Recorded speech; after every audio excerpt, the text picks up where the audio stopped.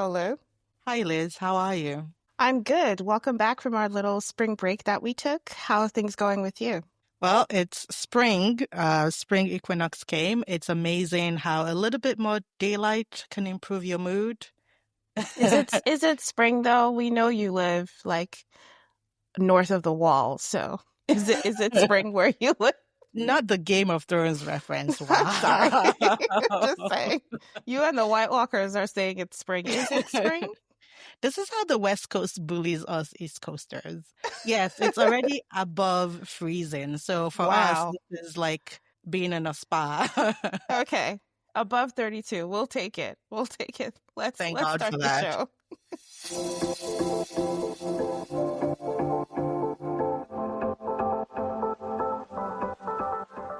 So, our first topic today, we are talking about a New York Times interview that was done with some voters that they had spoken to before Trump's term began. And they were following up with them, 100 days later to see if these people still felt the same way at the beginning of Trump's term as they do now. And what was really interesting to me was because we are on political threads and political TikTok, we see a lot of people who are expressing concern about what Trump is doing, who are expressing regret maybe for how things went in the election last year. But that did not seem to be the case for some of the people that the New York Times spoke to. Um, in fact, one Trump voter said that he did not think that Trump had done anything unconstitutional or unnecessary so far, and that the reason people are upset at what Trump is doing is because they just, basically we hate Trump, and so that's why everything he does is bad, not because anything he does is actually bad. So basically, people are just emotional about Trump, and that's explaining all the negative reactions Trump's actions are getting. This was a Trump voter 100 days in. It struck me as like, yes, some of us who are paying attention are seeing the issues with what's happening, but there are people out there who still don't see it. And for them, the whole FAFO, fuck around and find out, the FO phase has not happened for quite a few Trump voters, which I thought was interesting. I think once again, liberals, we tend to think that people will form the kind of logical conclusions that we would form. Like there's always this idea of, chasing this middle of the road voter who is eventually going to see reason, and it just isn't going to happen. I mean, the article that you sent me featured a teacher from Indiana who thinks it's great that Trump is canceling grants to universities, and this person claims to be an educator. There's just no convincing these people. Mm-hmm. There's nothing you can explain to them. Like they it's it's like they can't see the flip side of the coin that they're saying. Like if he thinks that liberals have Trump derangement syndrome, then can he accept that he has like a Trump cult syndrome? Because what do you mean none of these things have been able to change your mind? You want law and order, right? But you want people to be just extrajudicially sent off to Guantanamo Bay. Like, this is the problem. And these people want to come across as reasonable. They're like, oh, I'm just a reasonable person. I'm just a reasonable person. But it's okay for Trump to make a law firm essentially cover his own services, his own personal issues in Mm-hmm. exchange for not being persecuted. That's just blatant bribery and corruption. What are you talking about? Yeah, it's always the stuff they accuse Democrats of doing that they cannot see when their own side is doing. So, given that that is the mood, I don't want us to like spend too much time talking about these people because, like I said, it's the FO phase has not happened for everyone. Now, for those of them who work in government, who work at universities, who do research, who rely on grants, who worked at USAID, those people are beginning to have the realization that maybe mistakes were made. But for the vast majority of voters who voted for Trump, I'm not sure that that's the case. I guess they need more time, or they may never snap out of it. Who knows? But we're not going to dwell on that. it's interesting what the New York Times discovered by talking to these people. It is still only 100 days in. And I want to say, if you're listening from outside the US, the what is happening in the country right now is there are people like us who are paying attention to things, who are upset, who are annoyed, who are like doing things like this podcast, who are responding to people online, who are having debates, who are donating, who are volunteering their time, who are marching in the streets, who are boycotting Tesla.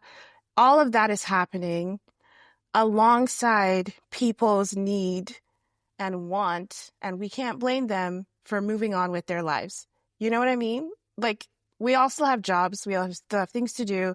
As I want to say, there's people who are concerned about what's going on, but also have to trudge along with the business of daily life. And then there are other people who have no concern at all about what's happening and think everything is great. Actually, not only do they not have any concern, they actually think things are great. And I want to say to people who are listening from outside the country, all of this is happening, because I've seen some comments online from people saying, oh, Americans don't seem to be protesting in the streets the way people were doing in Hungary, right? Wasn't that where they had those massive protests in the streets? People think we should be out there like that. And I just want to say that's not what's happening in America. That's true. But there are protests happening. There is pushback happening. There is stuff happening, but I will not and cannot begrudge people's need to continue living their lives as well, because that's also important.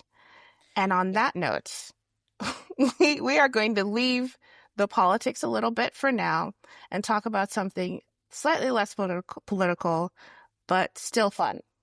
Yes, you were talking about Serbia, but, essentially dictators I'm in sorry. Oh my Eastern God, typical Europe. American. I can't wait. Is it Serbia? Was it Serbia? It was Serbia. What? Where is the country where they had protests and they were using like these sonic weapons to dispense the crowd? No, it is okay. That was Serbia. The government denied using sonic cannon, which almost certainly means that they did use it. Oh well, yeah, okay. Okay, never It's okay. okay. I They're also all see very this. similar. Turkey, Hungary, Serbia, they all have this like vaguely Putin-like dictators. It's a whole thing. Okay, yes, I want to say there are protests happening in Hungary as well, Yeah. and I believe Turkey as well. I just, Yes. that whole block of Europe. I Yeah. apologize for mixing y'all up. My bad, please. Sorry, but yes, we're not doing that here yet, but we may Yes. get there. Who knows? Unfortunately. Yeah. But as you said, so what's new with you? What are you looking forward to? I mean, there's some things that I'm looking forward to in my sad and, dystopian existence. And it's a movie that I saw the trailer for, um, and a show that I'm going to start watching, and a podcast that you brought up for that Michelle Obama is hosting. What's the name of her podcast? In my opinion, it's not very original, but yeah, that's what it's called. What is the podcast about? Let's start with the podcast. What's that about? Okay. So my girl, Michelle O, has a new podcast with her brother, Craig Robinson, who used to be a basketball coach and I guess is like the executive director of basketball coaches now. Anyway, obviously I'm not listening for him. So Oh, wow. so yeah. No, I'm kidding. It's a podcast just about their life and growing up. What I like about it is that it's just about siblings, talking about being siblings, talking about their parents, talking about growing up in, 70s, 80s America, talking about friendships, like nothing political at all, very limited, references to the White House in general. And even when Mm-hmm. they're talking about it, it's mostly about their kids or her mom when she was there. So I found it very refreshing, just Oh, to kind of like listen the to Meghan them. Markle show where it's just good fun. Exactly. It's just good fun. I'm sure some people will find a way to be salty about it, like, Of oh, why didn't you course. join the resistance? But it's like, Oh yeah, I think I saw some of that feedback already. People being like, "Oh well, why is she doing this? Why isn't she like out marching in the streets? And it's kind of like, I don't know. We just talked about this. Let people live, okay? I get it, but also let people live. Yeah, I mean, those people are very, very annoying. These are the people who either want her to run or keep, you know, campaigning. And it's like this woman begged y'all to vote for Kamala, and you didn't. I mean, I watched her speeches throughout the DNC convention and all of her rallies. If what she did then didn't convince them to vote for their own interests, I don't think anything ever will. And I think she's realized that and she's just moving Mm. on with her life. Yeah, and I think it's cute to have siblings have a podcast to talk about how they were raised. I feel like if I had that with my siblings, I don't know how fun and entertaining that would be. I want to share that I'm the oldest child, and I feel like my recollections of things from my childhood are very different from the younger ones. I saw things a little differently. So that sounds like it would be an interesting podcast to listen to and just get more insight into how they interact as siblings and how they were raised. Yeah, I mean, it's not all love and light. They have their own fights too, which they Mm, covered. It's just like a real relationship. And I feel like a lot of the times there's a lot of focus on romantic relationships, but I like this because there's a focus on just other familial and other friendly friendship relationships, which I think we don't pay enough attention to in general. yeah. Okay. So everyone, check out, in my opinion, the podcast by Michelle Obama and Craig Robinson. This is not sponsored content, by the way. I just Oh, want to yeah. say this is not an ad. We're This, literally advertising for free. we have no sponsors on this podcast. So like this is not product or sorry, this is not SponCon, it's not sponsored content. We just think it would be a good podcast. If you listen to podcasts, which I assume you are since you're listening to us, you should add that to your list. The other thing I'm looking forward to, speaking of relationships and romantic relationships, The Materialists, which is a movie coming out this summer in June, starring Dakota Johnson, Chris Evans, and Pedro Pascal. I sent you the trailer because I am a massive, massive fan of Pedro Pascal. And fun fact, audience, Olu and I do not agree on attractive men. And I Ever. mean that ever. Like we will see the same guy and I'll say he's like a 9 and Olu will say he's a 1.5. That's how separate our tastes are. It's actually insane. We never agree on who is attractive guy wise. But the exception to the rule we discovered this week, finally, after decades of friendship. Not decades now. It is decades. We have been friends since we were kids, guys. Decades of friendship, we have discovered that Pedro Pascal is the one guy that we both agree is hot. And I'm so proud of us as a friendship. I'm very proud of us for reaching this moment, Olu. Yeah, we finally came to it. And honestly, I actually thought that you would think Chris Evans was hotter. Wow. So I was Okay. pleasantly surprised. That's interesting. That's true. I do. Listen, I don't want to, I'm no hate to Chris Evans. I think he's great. I really do think he's great. I also think he's attractive. I don't think he's as attractive as Pedro. Like if I had to pick, which again is Yeah. the point of the movie. So The Materialists is about Dakota Johnson, who plays a matchmaker in New York City, of course. And she, does her job well. And then she meets this charming, very rich man, Pedro Pascal, at a wedding. And while she meets, this is in the trailer, while she meets him, her ex, who is working as a waiter at the wedding, also shows up. And so she runs into these two men on the same day, one from her past, one who could be her future. And she has to pick between them. That's the premise. It's coming out in June. I'm going to watch it because, like I said, I'm a fan of Pedro Pascal. But what I thought was interesting was that Olu and I agreed that the better choice was Pedro Pascal, which, I again, we mean, never do. it's just a complete no-brainer to me, but just It really seems like a no-brainer as well. I don't really know what the topic of conversation would be for me personally. And I don't know if this helps anyone who's listening, but Pedro Pascal is a millionaire.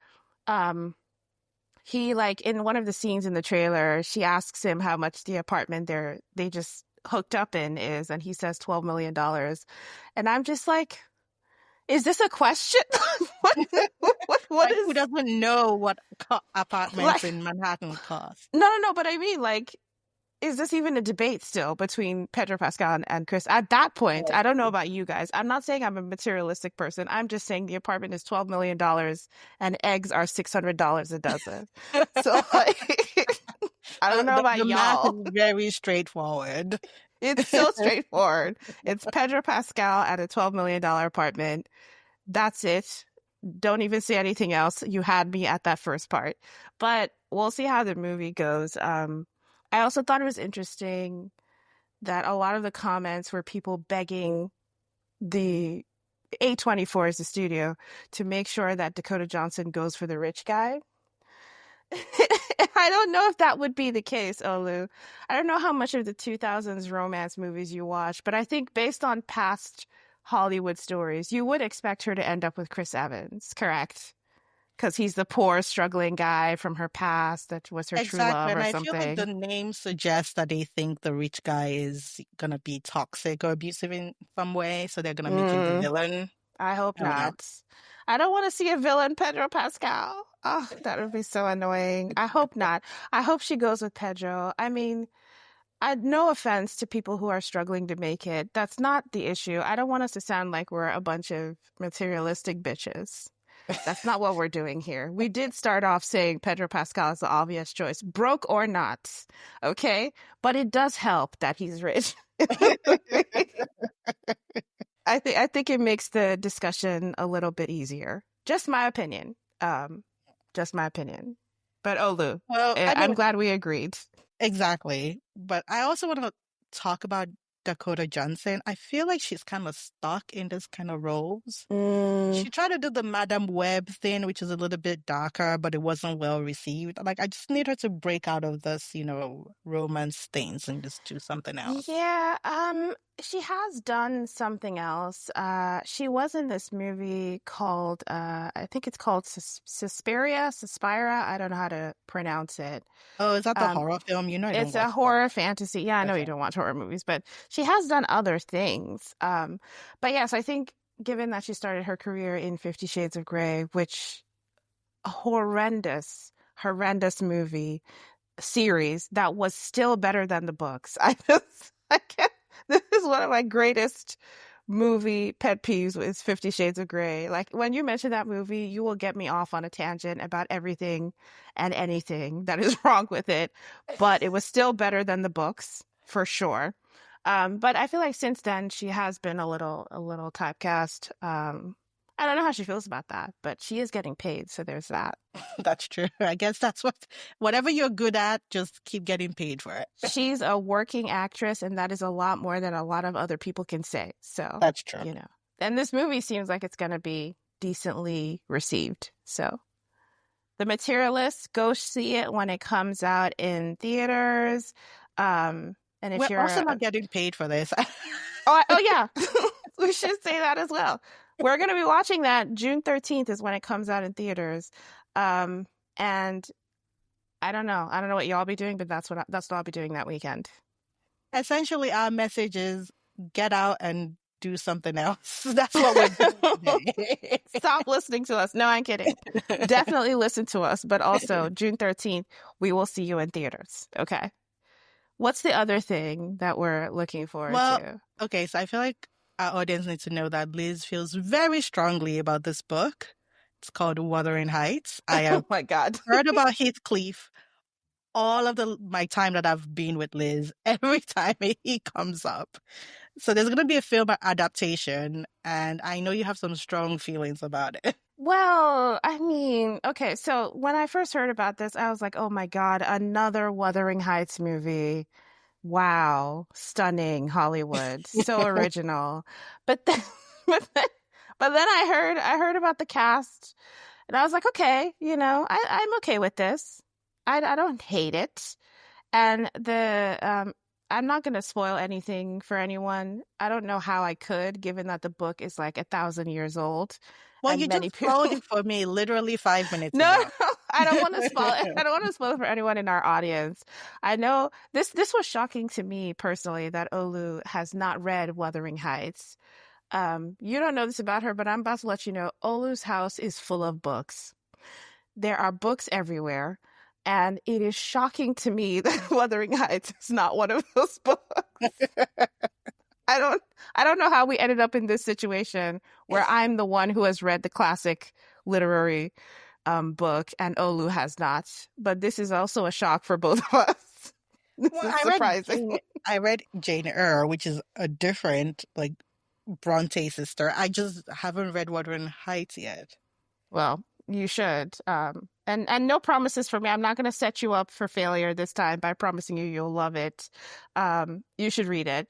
But it was published almost 200 years ago, Olu. So you should find time to read the book. You've had plenty of time. But Wuthering Heights, it's a movie coming out next year. Stars Margot Robbie and Jacob Elordi from, Euphoria.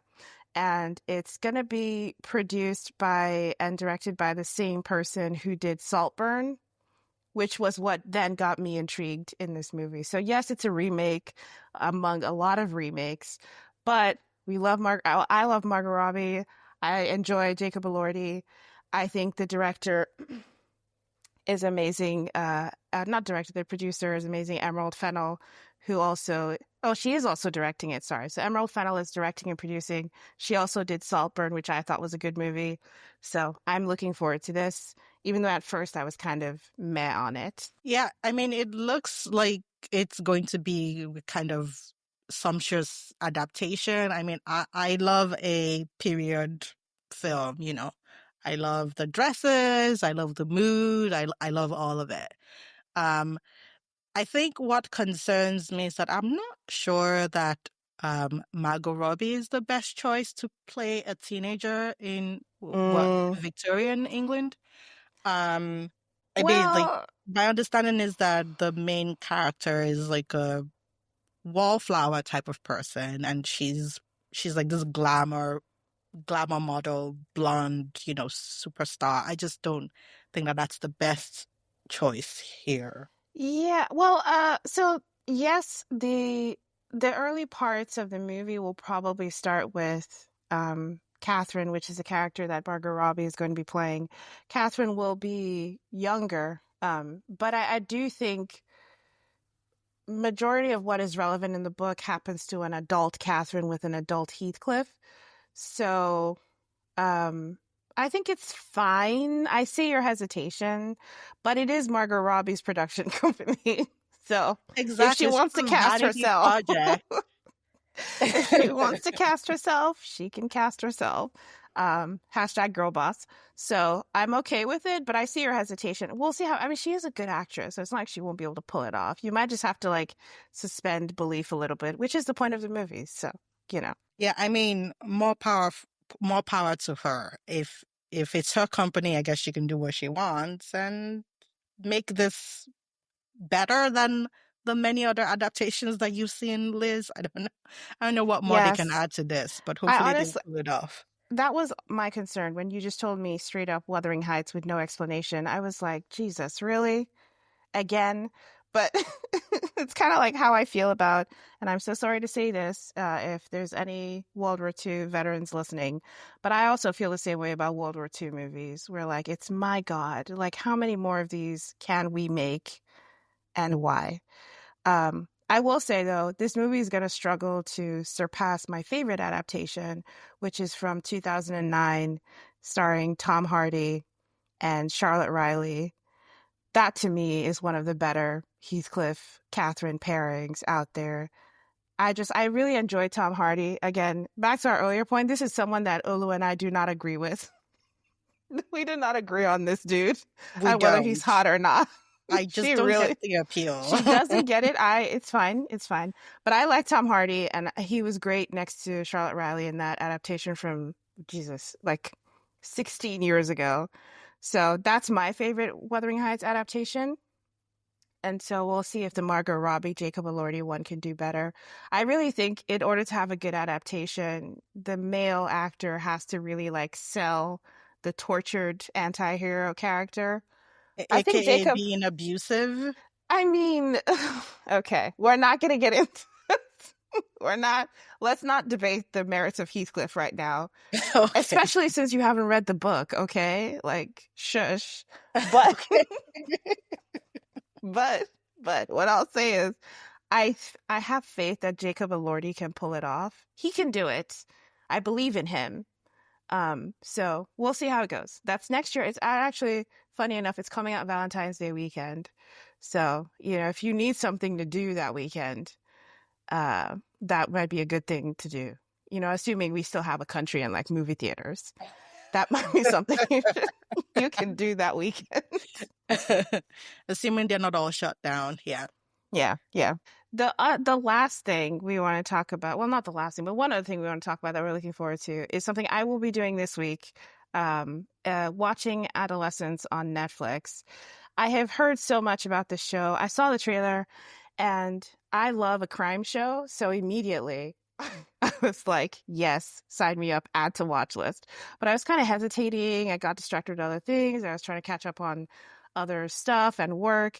And so I hadn't really started it when it debuted on Netflix. But everyone I know has been talking about it. So I recommend it now, even though I haven't seen it yet. But Adolescence on Netflix, which I think Olu is going to be against, because the high level summary is that this is about a family whose 13-year-old son is arrested for murdering a classmate, and the Netflix says like these charges force the parents to confront their worst nightmare. And there's been hints that it has something to do with misogyny and like, the toxic bro culture that has been brewing on the internet and influencers around that and how that affected this kid and what happened. So I want to watch it because I thought it'd be interesting. But I think, Olu, you're going to have a problem with that part of the show because, it's Well, a lot. to be fair to me, I'm an equal opportunity hater of crime shows. That's So true. That's true. I don't want to. That's true. I don't want to paint you with the wrong brush. That is accurate. yeah. I'm just not necessarily interested in seeing more women being like maltreated, but I can see the merit of, this film. It seems like it's trying to address the issues that parents are having raising young men and young boys in the society that we have today. So, if this seems interesting to other people, go for it. Yeah, I mean, I think it is. I think it's trying to warn people about and it's a show, by the way. It's only like 4 episodes long, so it's one of those short miniseries. But I think it's just trying to warn people about, parents especially, about the manosphere, which we obviously have concerns about, right? Like, I think that's the point of the show. It's not necessarily to like glorify a crime.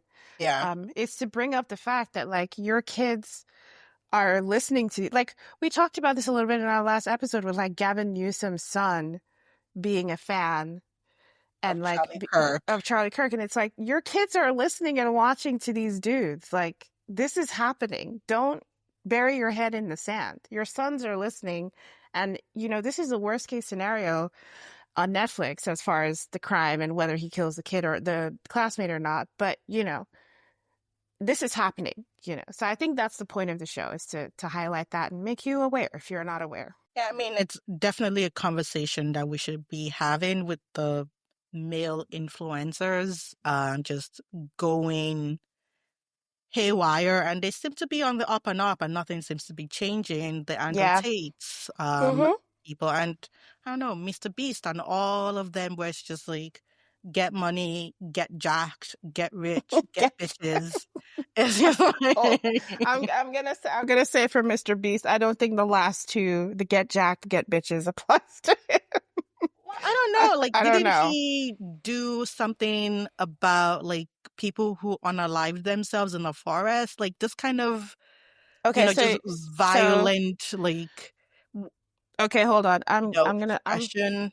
I'm gonna stop you because you are mixing up Mr. Beast with Logan Paul. Oh, right, Those are right. not the same Well, person. I not love the that same for person. you. I love that for you that you didn't know that, because that means you're not as online as me. But Yeah, that's not the same person. That's not the same person. thank you. Point taken. But I think just in general, the kinds of content that these male celebrities online are putting out is not necessarily the most edifying thing they can do for young men. Um, this is this is like the eating disorders influences for women, but like flipped for men. Like it's Mm-hmm. just it's like reinforcing the worst stereotypes and the worst expectations for boys onto boys. And I feel like what the film or the show is trying to do is probably show that. I think a lot of the times we're talking about the effects of social media on teenagers, and we talk a lot about Mm-hmm. eating disorders and body image, and a lot of that is probably about girls. And Yeah. maybe this is a good way to talk about boys. Yeah, and even in the space where it feels like you said, like society is really elevating these misogynist influencers, right? And it's like the Tate brothers getting welcomed back to the US. Although now I saw that they're heading back to Romania for a court appearance. And they said it's because they're Prove their innocent, innocence. Exactly. right? And I was like, okay, great. Um, so they're going back, and I feel like they wouldn't be doing that if they didn't feel like they would be able to get back out again. You know what I mean? That feels like the action of people who know that the president's youngest son is on their side and will just text his dad to like blow up Romania if anything happens, right? So it also doesn't help that it feels like leadership or society is also lifting up these people, which is not good in the long term. It's really not. Yes, they're moving like people who not only do they think they have a presidential pardon, they feel like they have an international pardon, like informally, whatever they do, wherever it is in the world, they're confident that they're gonna get away with it. Yeah, Um, it's very disturbing. yeah. And it's part of just this, I don't even know, it's this manosphere, space on the internet is a thing that has been around for a long meaning more than a couple of years. This isn't something that just started last year with the election or something. The Tate brothers have been around for a while. There's also been this like culture online of men who are just like getting, like you said, getting jacked and like doing podcasts and giving you life advice. Like you have to wake up at 4 a.m. and like work out 4 hours a day and drink protein shakes and be disrespectful to women because women only care about one thing. It's just that energy has been around for a few years now. And I saw an influencer who tried to play into that a little bit by filming a day in the life video. And his name is Ashton Hall. He got completely dragged for his video because I don't know if you've seen those day in the life videos, Olu. You kind of have to set up your camera, go to your door, open it, close your door, go to your camera, pick it up, go to the next place, set up the camera, open the thing, close the thing, go. It's so much work to film one of those from the perspective that a lot of people do. And so it was funny to see him dragged for it and the ridiculousness of his day. And I'm happy about that because maybe it's a small, small sign that people are beginning to push back on this unrealistic BS that these influencers are peddling for men. Yeah, I watched the link that you sent me and it was just insane from start to finish. This person wants us to believe that they wake up at 3:30 a.m. in the morning with perfect skin, and just like already moisturized face, right? Because it's showing us his moisturization later. But dude, your face already looked moisturized before you started. You were paying attention. What do you mean? This is, the fakeness of life. I mean, we all know how long it takes to like get a good picture of yourself, just like out on the street or whatever. So as Liz was saying, this person put in a lot of work into filming every 10-second segments to make it look perfect. And people are kind of picking up on that. Like nobody lives life like this. This is a fake life that you're selling to other people. Yeah, and I think it's great that there's some pushback.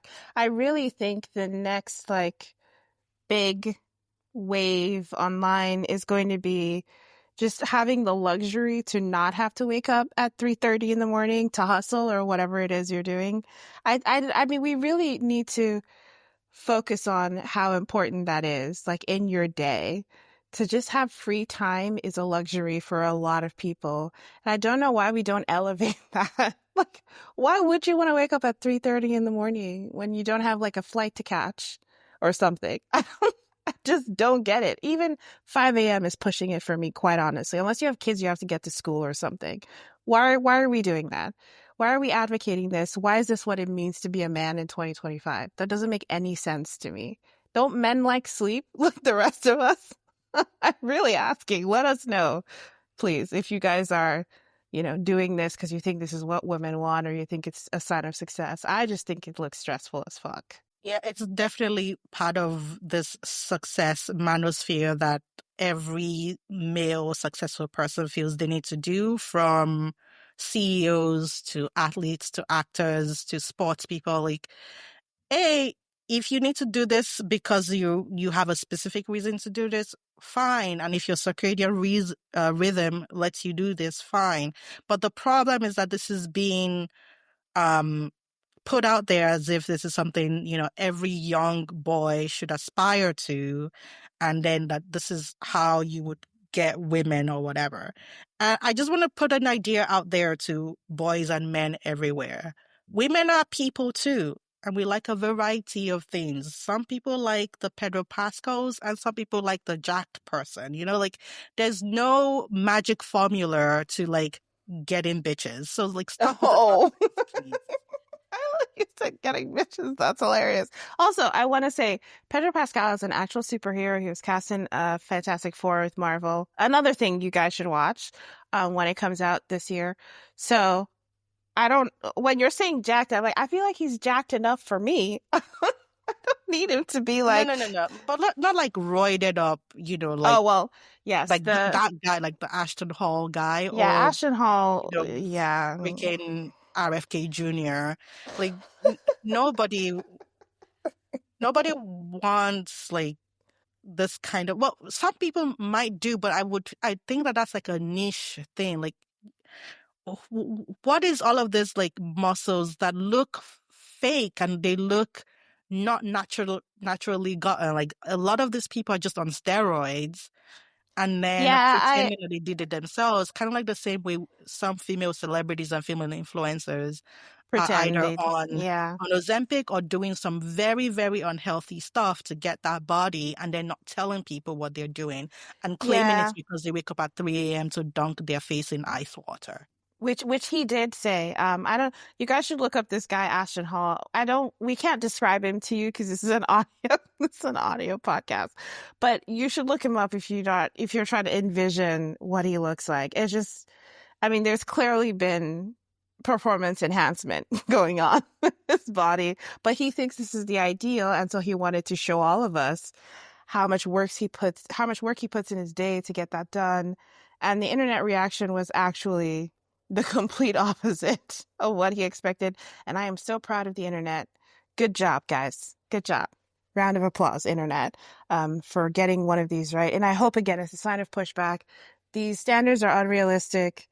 I mean, honestly, using a banana peel to clean your face in this economy, how much are the bananas? Okay. That doesn't make any sense. I actually forgot how unhinged that was. Is that supposed to be like exfoliating? And banana peels like very, very smooth. What's the fake science behind banana peels on your I don't face? know. We got to get a dermatologist to chime in on that. I don't really know. I don't know what that's about, but that's another thing he did with the dunking of his face in ice water. He like wiped his face with a banana peel, dunked it in icy water, and I was like, okay. But by the way, we're not just picking on some dude. Let's be clear here. This guy calls himself an online coach. He has 9 million followers on Instagram. Oh my God, 9 really? million. Yes. So someone is listening to him. Maybe even someone you know, listener. So just be aware of what's going on, because the manosphere is wide ranging and it has its fingers everywhere. Just be aware. Yeah, that's insane. But I'm glad that people are beginning to see what we're putting out online as not being a reflection of real life. And that's essentially been the message of today's episodes, which is live your real lives and try to do something else apart from what's on the internet. Yes, live your life in IRL, not online, IRL. Yes, to bring back, internet speak. All right. Thank you for joining us this week. We have been Olu and Liz. You can find us on Apple Podcasts, iHeartRadio, Spotify, and liberalbanter.com. See you next time. Bye now.